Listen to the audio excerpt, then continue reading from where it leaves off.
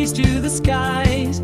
Such a carriage, such ease and such grace, such solemnity too, one could see he was wise. The moment one looked in his face, he had bought a large map representing the sea, without the least vestige of land, and the crew were much pleased when they found it to be a map they could all understand. What's the good of Mercator's, North Poles and Equators, tropic zones and meridian lines? So the bellman would cry and the crew would reply, they are merely conventional signs. Other maps are such shapes with their islands and capes, but we've got our brave captain to thank. So the crew would protest that he's bought us the best, a perfect and absolute blank. This was charming, no doubt, but they shortly found out that the captain they trusted so well had only one notion for crossing the ocean, and that was to tingle his bell.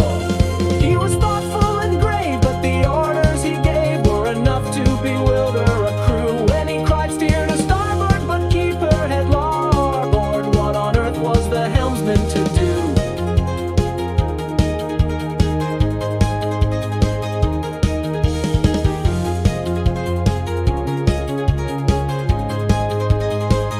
Then the bowsprit got mixed with the rudder sometimes, a thing, as the bellman remarked, that frequently happens in tropical climes, when a vessel is, so to speak, snark. But the principal failing occurred in the sailing, and the bellman, perplexed and distressed, said he had hoped, at least when the wind blew due east, that the ship would not travel due west. But the danger was past, they had landed at last, with their boxes, portmanteaus and bags. Yet at first sight the crew were not pleased with the view, which consisted to chasms and crags. The bellman perceived that their spirits were low, and repeated in musical tone some jokes he had kept for a season of woe, but the crew would do nothing but groan. He served out some grog with a liberal hand, and bade them sit down on the beach, and they could not but own that their captain looked grand as he stood and delivered his speech. Friends, Romans, and countrymen, lend me your ears, they were all of them fond of quotation. So they drank to his health and they gave him 3 cheers, while he served out additional rations. We have sailed many months, we have sailed many weeks, 4 weeks to the month you may mark, but never as yet, 'tis your captain who speaks, have we caught the least glimpse of a snark. We have sailed many weeks, we have sailed many days, 7 days to the week I allow, but a snark on the which we might lovingly gaze, we have never beheld till now.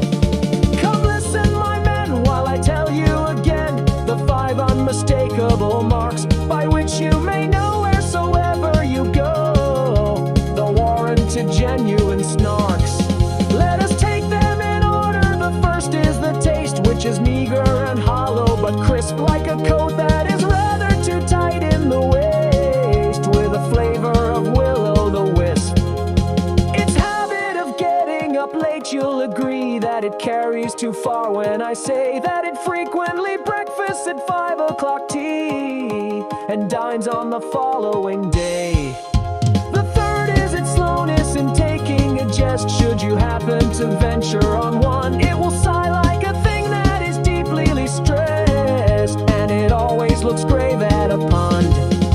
The fourth is its fondness for bathing machines, which is constantly carries about